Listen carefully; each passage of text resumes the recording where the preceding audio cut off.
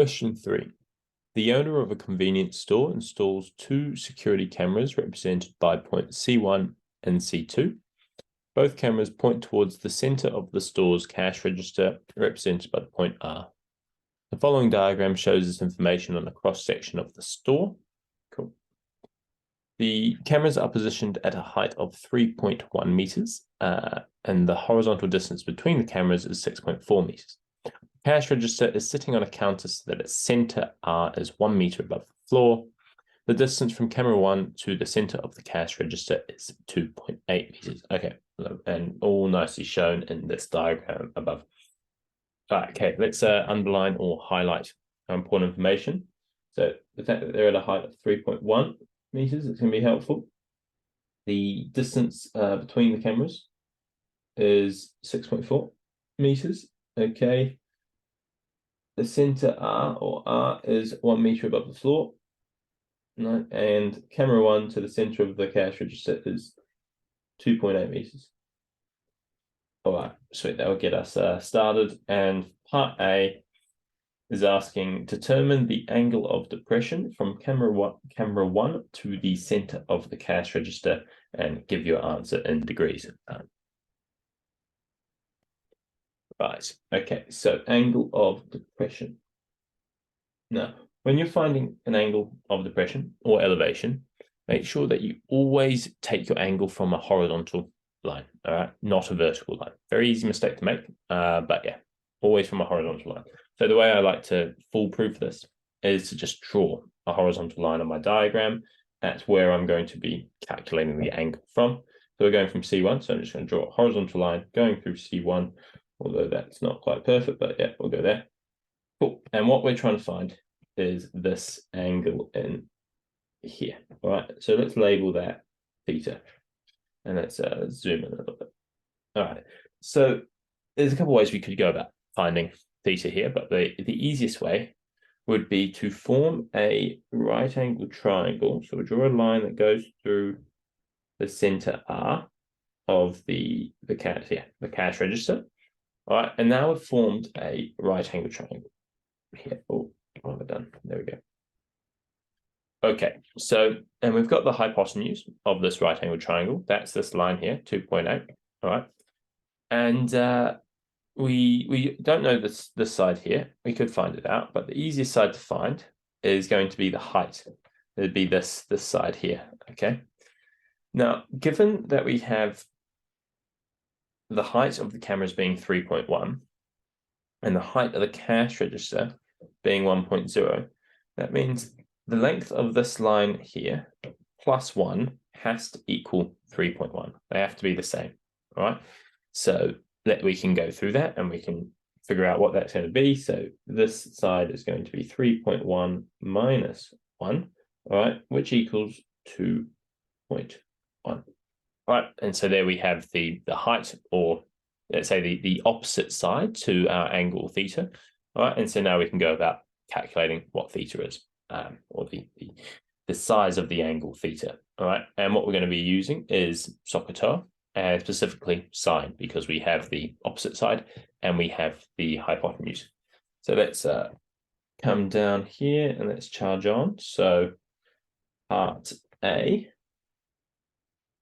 So we should be all familiar with the idea that sine theta is equal to the opposite side to theta divided by the hypotenuse, right? And so then, therefore, that's what these three dots mean. They mean therefore, okay? Theta will equal inverse sine of the opposite side divided by the hypotenuse. Cool. And there we have that. All right, so we know our opposite side, so let's just write this in. Op was equal to 2.1, and the hypotenuse was equal to 2.8. All right, so then theta will equal the inverse sine of 2.1 over 2.8 which I believe I've actually got here. Yeah, so I've already put that in here. So inverse sine 2.1 divided by 2.8. So that gives me 48.5. Yeah, let's put this, we'll put a ... answer, which is then completely unrounded. Here we go, 0, ... And then in normal IB fashion, we'll round this to 3 significant figures, which is going to be 48.6 degrees. Okay, and there is the answer to part A. Okay, on to part B. Calculate the distance from camera 2 to the center of the cash register. All right, so there's a couple of ways we can do this. The most efficient way will be to use the cosine rule to calculate this.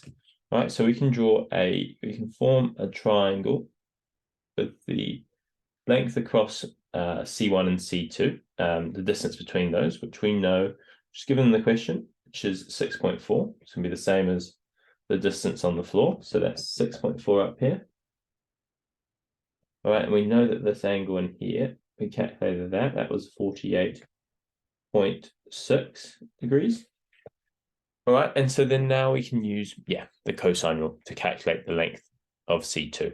All right, I'm going to write the cosine rule down here for us. Okay, so cosine rule is C squared is equal to A squared plus B squared minus 2AB cos C. All right. So talking about the elements from this formula here, okay? So, or the rule, I should say. The sides that you name A and B don't really matter so much. It's just you need to make sure that you label C correctly. C and the angle C, okay? So if we go back up here, angle, so the only angle we know is this 48.6, right? And so that means this line, which we're going to be trying to find, the distance between C2 and R, will have to be our lowercase c, or our side C, right? It has to be opposite to the angle that we're using, right? And then now whether we call 6.4, this side 6.4 A or B, or this 2.8 A or B, doesn't really matter, okay? So we can say, this side is A, this side is B, or vice versa, right? So we've got and then our angle here, this angle here, this is going to be equal to capital C in the formula, right? So if we bring that down, so we'll write, so we're going to say that A is equal to 6.4, say B is equal to 2.8, and C is going to be equal. Now we can use this 4.86, though this is a rounded number. So I would, to avoid what some people call premature rounding, I'm going to say, why don't we use our full expression here for C, or for the angle, which is the inverse sine of 2.1 over 2.8. Now, the thing is when I use this, that means it's going to give me this full answer of 48.59, so on and so forth, all right? And it will save me from potentially making a mistake where, I round too early or use rounded answers in my working for next question. All right, very easy mistake to do. Very easy mistake to make, yeah. So let's charge on. So we have, so C squared can equal 6.4 squared plus 2.8 squared minus 2 times 6.4 times by 2.8 times by cos of this big thing here. So we'll go sine inverse of 2.1 over 2.8. Oh, I've lost the top of my square bracket. And then, there we have it. All right, nice. So let's put this all into our calculator, and then we'll have to square root it to find C. and then that would be our answer, right? So let's go through. In fact, I might just, oh no, we'll start again. So 6.4 squared plus 2.8 squared minus 2 times by 6.4 times by 2.8. Now I know your calculators will probably let you just sort of bring an answer carried forward, and you can just put answer. Unfortunately, this calculator is not as fancy, so I'm going to have to go somewhat the long way and go here and then say, what was that again? 2.1 divided by 2.8. Boom and boom. Cool. And so that gives me c squared being, so c squared is equal to 25.094 ... Okay, and so then we can say therefore c is going to equal the square root of this answer. All right, and then if you're familiar with your indices laws, all right, to take the square root of a number, you can just take it, put it to the power of a half or 0.5. So that's what I'm going to do here. Do 0.5, and then that gives me the answer of 5.009. So 5.009 ... And so to three significant figures, we would write 5.01 meters. And there you have the answer to part B. To part C. So here we're asked to, without further calculation, determine which camera has the largest angle of depression to the center of the cash register. Justify your response. All right. Let's stress this idea. We don't want to do any more calculations. Okay. We've got to use we've got to justify our response with, I suppose, intuition. Right. So let's go back up to our diagram here. And let's just visualize, okay, if we were to move, let's draw our horizontal line across C1 and C2, so we can sort of draw in our angles of depression. Let's say we moved C1 over to here. All right, and now we'll draw our new line from C1 to R. Okay, so what we can see, that when we move C1 closer to R, given it's at the same height, the angle of depression gets bigger. All right, and it'll be the same for C2.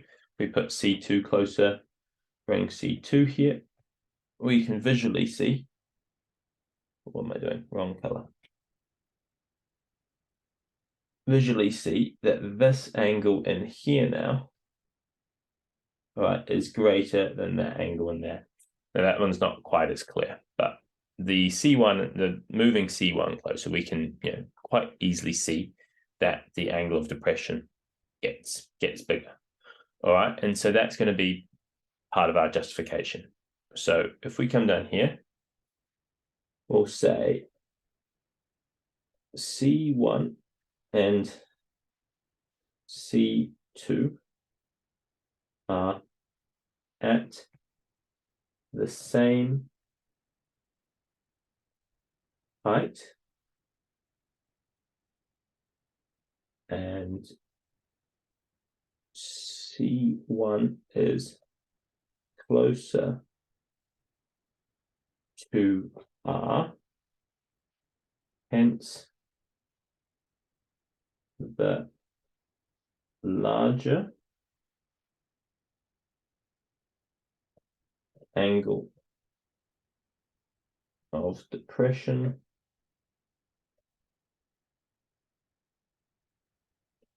is from C1. All right, and there you have the answer to part C.